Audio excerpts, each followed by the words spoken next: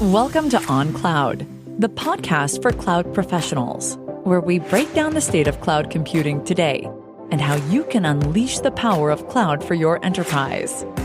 Now, here's your host, David Linthicum.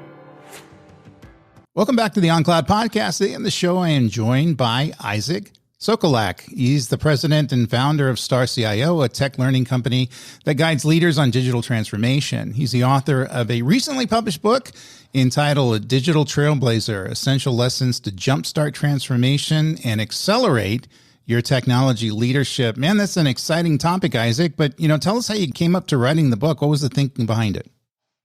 Well, I was looking back after I published my first book, Driving Digital. This was back in 2017. I was meeting lots of leaders after that, obviously pre-pandemic, doing workshops, just talking to a lot of people, speaking at conferences.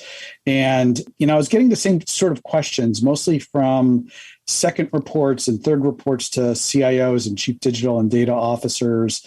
They came from different backgrounds. Some were product people, some were technology, some were in data or security. And they were really trying to put their arms around what it meant to be a transformation leader. And at the same time, I found CIOs and CDOs recognizing how important it was for them to build their bench strength, to build up the next level of leaders. They're the ones really running transformation programs. And so I had already started writing a lot of my stories down. I wasn't sure exactly how I was going to use them, where I was going to use them. But as the pandemic hit and I had some more time to really devote to writing, I decided to take those stories, put them together and said, what would happen if I provided a first-person narrative to aspiring transformation leaders, people I now call digital trailblazers, and put them in my shoes as I worked through some of my toughest moments. And that's what you're reading in my book. My mom is in the middle of reading it right now. And she's like, I didn't know your job was so hard. And I'm like, yeah, being a CIO is pretty tough at times. But I put the reader through these different scenarios that I've been through in a first-person narrative. And then at the end of every chapter, I leave everybody with lessons learned. There's a total of 50 of them in the book. And that was the thesis. Let's help people learn from stories and learn by example and get more confidence that when they're in a difficult situation and they're trying to get people to change or handle a detractor or sell an idea, they have some ideas to work with that they've read and learned about to use and apply in their own journeys. Yeah, and this is very appropriate right now. We just did a study at Deloitte, and we found that leadership kind of made all the difference. The companies were spending the same amount of budget who were successful with cloud or not successful with cloud. So in other words, everybody could have a $100 million budget, which is, relative, in the benchmark for the line of the revenue of the company. And some leaders were able to do a great deal with it and inflect innovation and really kind of take the company to the next level. Some others not so much. Before we get into the details, topics of the book, I assume you're not at your first job. Tell us about your career and how you came about focusing on digital transformation. Yeah, it's a great question, David. I actually started my career in startups. I spent about a decade working in media, mostly for newspapers. I did one startup in bio, another startup in travel. So that was my early career. Spent a lot of time figuring out how to build technology out, how to build websites out, how to scale systems. And then I moved on after about a decade. I said, if I'm going to continue doing startups, I better move out to the West Coast. And for family reasons, I chose not to. So I pivoted and I became a CIO at companies that were looking to invest in technology and data and experiences, really start using technology as a strategic advantage and building, really a lot of customer-facing applications out. And so when you put those words together, experience, data, and technology today, we usually call that digital transformation. But back in 2007, it was, we need to do things differently at Business Week magazine. I worked at a construction data company, same sort of problem, a very traditional publishing house that needed to become an analytics powerhouse, which I helped them transform. And then I also did some work in financial services, also bring analytics and data to companies that never really had that capability before. So that was my second run. In the middle of all that, digital transformation became a buzzword. And I had started writing all the way back in 2005. Somebody said to me, Isaac, you have a great travel social network that's not plugged into the blogosphere. And I listened to that and said, oh, they want me to go write a blog. And so I started writing my blog in 2005. And that really started my writing career. My speaking career started in 2010 when I realized that I could get to CIO conferences if I was speaking at it and representing the brand and making sure that people understood that Business Week and construction and later on Greenwich Associates, they were known for technology. And so I started speaking at that point. Just to finish the story, David, 2016, I did a Gartner conference. They asked me to do a workshop around transformation, and that led to me writing my book, Driving Digital, and starting my third career leading a company called StarCIO. Wow, that's a pretty interesting career. It's pretty typical, though. People pivot and they change directions and they start going after different passions and also figuring out their abilities. And it sounds like you figured out your ability was to transform leadership and explain concepts, which I think is, probably as important, if not more important, than people out there who do stuff. And it sounds like you do that as well. So you kind of have this, I have experience in moving forward. I'm able to teach you how to move forward. I'm able to teach you how to be a leader. So kind of back to the original concept, why are CIOs and CTOs and mid-level managers in IT, having trouble to transfer over to a leadership mindset? In other words, they're not transitioning as well as we thought. They're not necessarily looking at this from a strategic point of view. Looking at the study we just did, it's more tactics, more budgetary stuff, and kind of missing the bigger picture. What's going on? Yeah, it's a great question. It's actually a good sophomore for me to hit. The very, very first lesson I leave in the book, I say, reflect on the skills that got you here won't get you there. And you think about people who aspire to be in the C-level seats in technology roles, technology, data, and security. You have to have some management skills there, but you also have to have a lot of technical chops today. There's just so many different ways to put a cloud together or to assemble a DevOps stack or to run an agile program. You pretty much have to have a good sense of what questions to ask and how to apply it in your organization. When you get up into the C-suite level, when you're really doing leadership, and this is one of the exercises I put leaders through, I ask them, how do you spend your time? Look at the last 2-3 weeks and give me a breakdown of how you're spending your time. And very often they're spending a lot of their time back in the operational areas, solving an operational issue or looking at technology in terms of how it's implemented. When you're really trying to run transformation at a C-level, first and foremost, you need to be out with the business, out talking to customers, learning about where the market is going, seeing how they're using your product and service, how they're using technology before their product and service, how they're using technology after your product and service.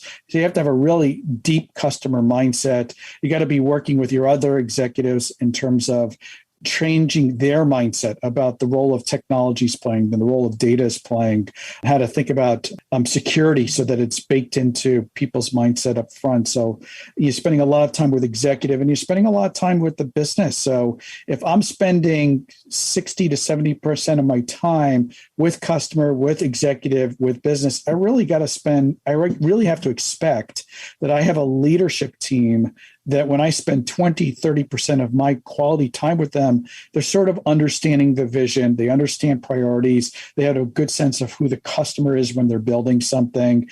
They can make really sound decisions about what technologies to use and what technologies not to use. Go back to what you said earlier, same company, different, same budget. Some are excelling and some not excelling. There's a lot of ways to spend money on technology. Are you spending it on the right things in the right area and in ways that are going to be impactful? And that comes down to leadership really understanding where is technology making a difference and having the leadership staff to be able to carry forward and implement and plan things, because that really hasn't gotten easier over the years. It's actually more difficult to orchestrate all these technologies and put them all together in robust, secure ways so that they continue to run and that you can continue to enhance them over time. Yeah, I'm someone who had to transition to a better leadership mindset in my journey as a CTO. And the first job I had, I was very tactically focused, sitting with the developers, R&D folks, and talking about tools and technologies and how to do it. And had a good experience and was reasonably successful, but I wasn't very successful in making my company successful until I learned that CTOs, CIOs, CEOs, all those C-level folks need to be externally focused and do the tougher things. Get on an airplane, go talk to a client. Even going out and dealing firsthand with maybe some quality issues that the product needed to leverage so he can figure out how to fix them and make sure they don't happen again. And, really kind of focusing on the business in general, which is not necessarily taught in, computer science school. They teach you how to build compilers and what databases are. And, even in the information systems management as well, kind of the same thing. But don't necessarily teach you leadership skills. You find that on your own through trial and error. So is that what you're finding? It's exactly what I'm finding. You take an example just from the first chapter of my book. I talk about really one of my first big board meetings back in the 90s. And I was young. I was inexperienced at the time, but I was a CTO. And, the CEO said to me, Isaac, you're here to, be collaborative, to show, that we have a strong technical leader. You don't have a speaking part, and, just sit here and listen. And of course, a question came in from one of our board members, and it was a technical question. And I had to respond to it. What's a cookie? To an executive back in the 90s without getting into more jargon and explaining things in a way that they would never understand. You flash forward to today, or, really pretty much everybody over the last 20 years, being able to sell your ideas and market your ideas.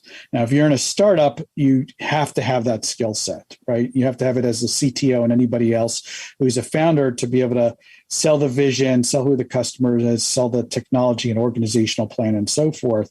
But if you take your average company, your average enterprise, that's not a skill set you come in with. You talk about having to go through a very difficult process to prove a business plan and what goes into writing up the P&L around that and writing up the, all the slides that they want you to present around that. But at the end of the day, you're going to get 15 minutes to talk to someone and say, here's why my initiative is important to invest in. Here's why we should do this POC, or here's why we have to stop what we're doing from a security perspective and do something completely different, and be able to sell that in a very transformational way in a very little bit amount of time. That's something that, most people are still learning and still figuring out. And sometimes it takes 2 or 3 tries just on the same idea until you figure out what idea resonates with people. Yeah, learning to fail fast. I mean, that seems like a buzzword now because used for lots of times, but you have to have the ability to do trial and error, figure out what works for you and what works for the company.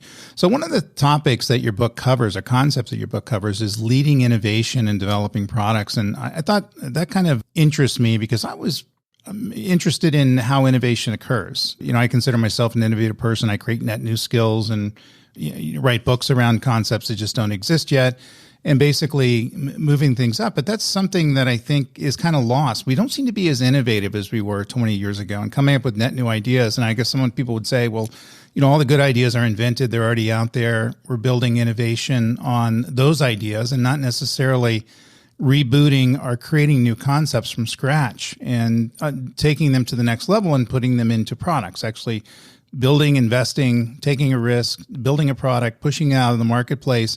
And that takes a different type of person to do that. So tell me about how we should think about doing that, and how should leadership change to adapt to innovation and the quick development and getting more value brought back to the business.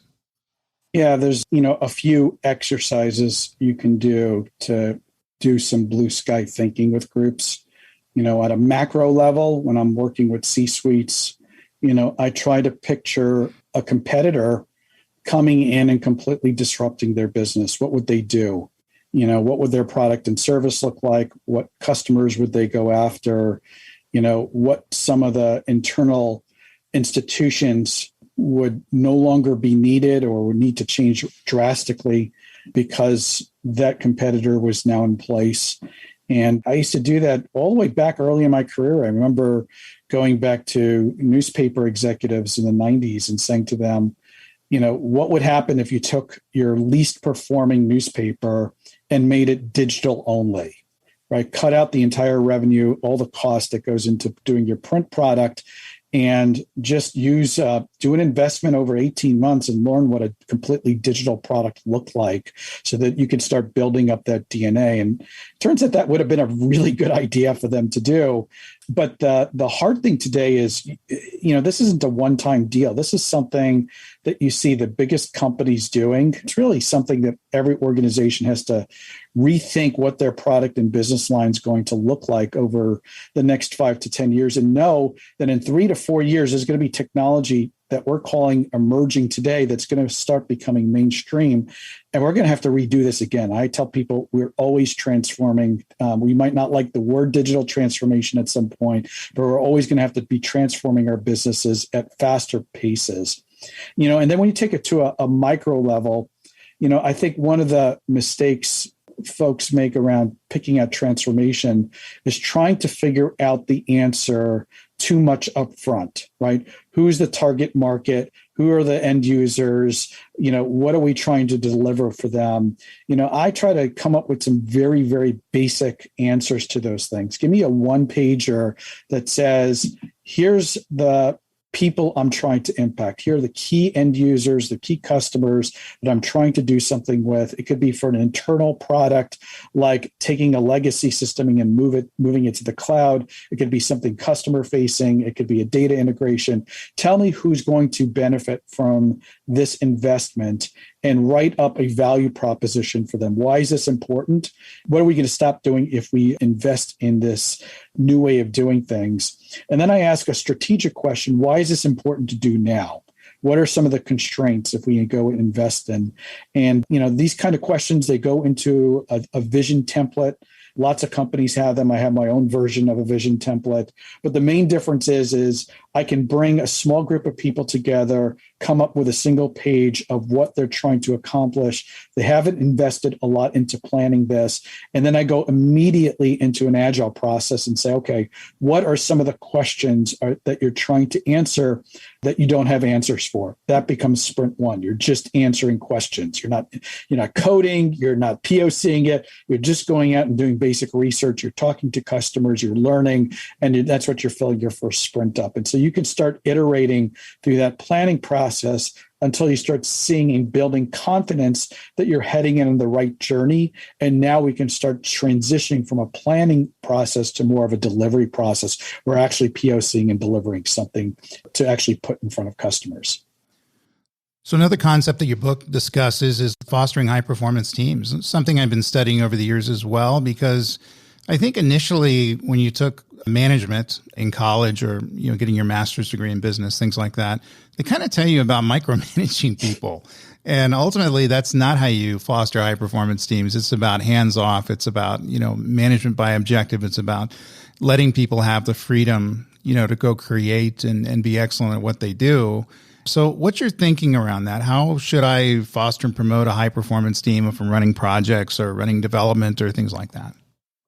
Well, I think it's really important to make sure that when you have a team and you're creating some kind of leadership structure around it, that people understand what their responsibilities and roles are, and people understand what their decision authorities are. And you start contrasting, the world of a startup where you give a lot of authority to teams, in the world of regulated enterprises, maybe you're giving a little bit less authority to teams. But, when I walk into an organization and I ask them, are you doing Agile? Are you doing Scrum? And the answer almost always is yes. And I'm like, do you have a defined product owner? And they're like, no. Okay, so who's doing the priorities? Right? That's a set of responsibilities that an Agile product owner has. And you find out, well, we can't decide who's setting the priorities, so we let our stakeholders decide. We come up with a queue, and that goes into a funnel, and then we start having our Agile teams work off of that list. And I said, well, no one's making priority decisions then, right? You don't have a high-performance team because you're just taking everybody's wish list, everybody's wants, you're putting them into a list, and you're just knocking them off like they are tickets. That's not a very strategic way of saying, here's the outcome that I'm trying to get to. Here's how we're going to measure that outcome. Here's some of the unknowns that we're trying to work our way through, our risks that we're trying to work our way through.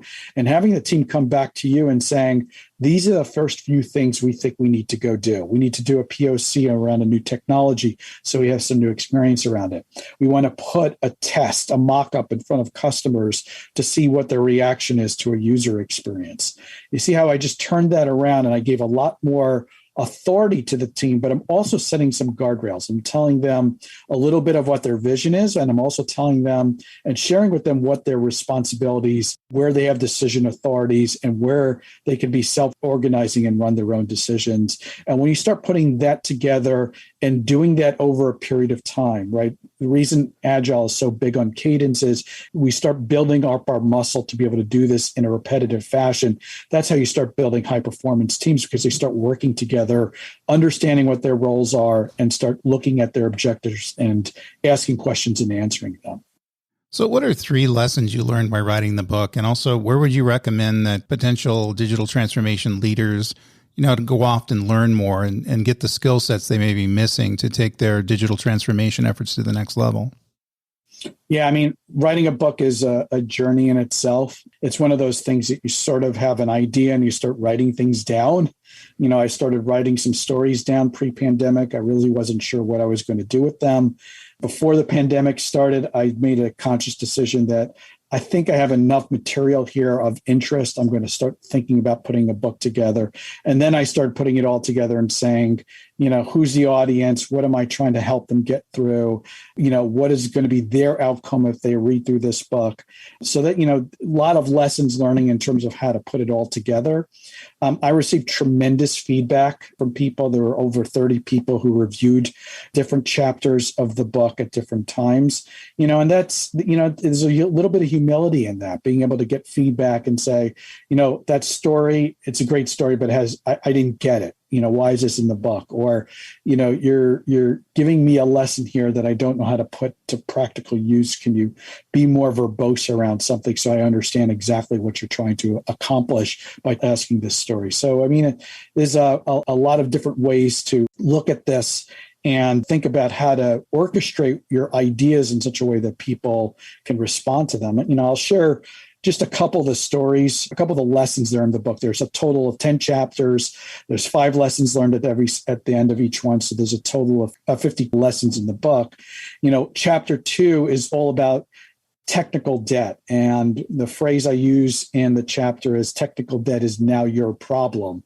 And what I mean by that is, when you're working in engineering and you're working as a developer or tester, you have some responsibilities to avoid technical debt. You have some responsibilities to address technical debt. But when you become a leader, there's too much technical debt in the organization. You can't solve it all. And so your decision here is how much to prioritize, which areas to focus on, how do you turn something that's debt into a positive, and knowing that you can't solve everything. And so one of the lessons I leave in the book is lead teams by helping prioritize which questions need solving.